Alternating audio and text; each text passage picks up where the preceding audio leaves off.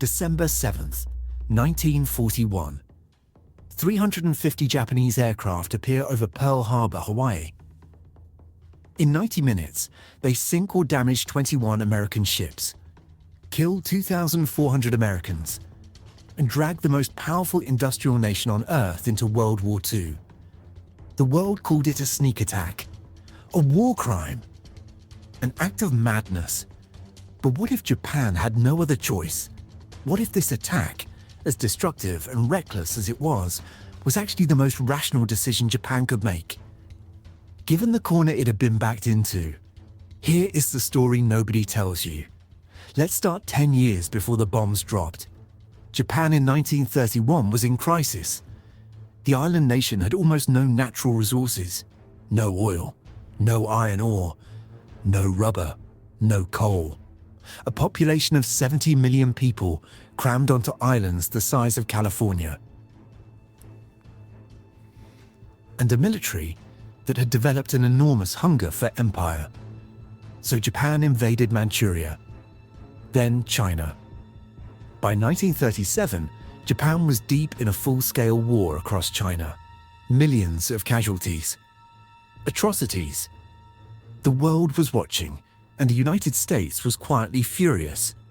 But here is the problem. Japan imported 80% of its oil from the United States. 80%. Without American oil, Japan's war machine stops completely. Its navy sits motionless in harbor. Its planes don't fly. Its tanks don't move. The entire empire collapses. America knew this, and in July 1941, Roosevelt used it. The United States froze all Japanese assets in America and cut off all oil exports to Japan, completely.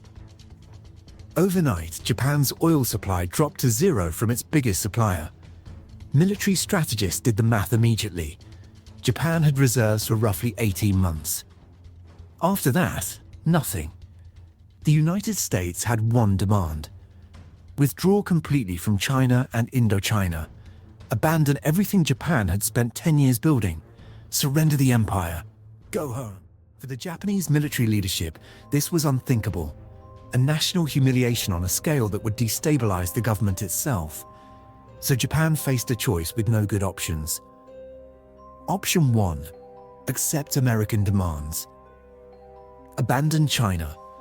Lose everything. Option 2. Find another oil source, fast. Dutch East Indies. But that means war with Europe. Option 3. Knock out America before America could stop them. Seize the oil fields in Southeast Asia. Establish a defensive perimeter so wide that America would eventually decide the cost of fighting back wasn't worth it. Admiral Yamamoto, Japan's most brilliant naval strategist, personally opposed the war.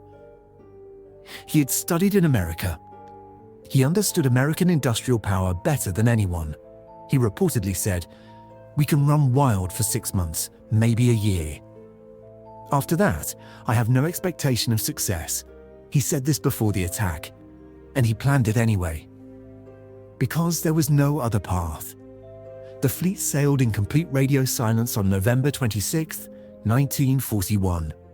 6 aircraft carriers, 2 battleships, 9 destroyers. Moving northeast across the empty Pacific. 25 submarines positioned around Hawaii. No communication. No signals. The Americans had no idea. On the morning of December 7th, a Sunday, most of Pearl Harbor was asleep. The first wave hit at 7:53 in the morning. Within minutes, Battleship Row was in flames. The USS Arizona exploded when a bomb hit its ammunition magazine. 1,177 men died in seconds. By 9:45, it was over. Japan had achieved complete tactical surprise. The damage was devastating. But Japan had made one critical miscalculation. America's aircraft carriers, the most important ships in modern naval warfare, were not at Pearl Harbor that day. By pure chance, they were all at sea. USS Enterprise, USS Lexington, USS Saratoga, all gone. Yamamoto's plan required destroying those carriers. Without that, the attack was spectacular but strategically incomplete. 2 days later, Japan declared war on the United States. Roosevelt called it a date which will live in infamy. Congress declared war within hours. Germany and Italy, bound by treaty, declared war on America 3 days later. The sleeping giant was awake. Within 6 months, American factories were producing more weapons, planes and ships than Japan could destroy. Within 3 years, the empire Japan spent a decade building was crumbling. Within 4 years, 2 atomic bombs ended the war in days. Japan's desperate gamble bought 18 months, as Yamamoto predicted, and then the math caught up. The lesson of Pearl Harbor is not about surprise attacks. It is about what happens when a nation or a person backs itself into a corner. Desperation doesn't produce good decisions. It produces bold ones, and bold and smart are not the same thing. The United States squeezed Japan with an oil embargo. Japan struck back with everything it had and sealed its own fate. History rarely rewards the desperate move. It rewards the patient one.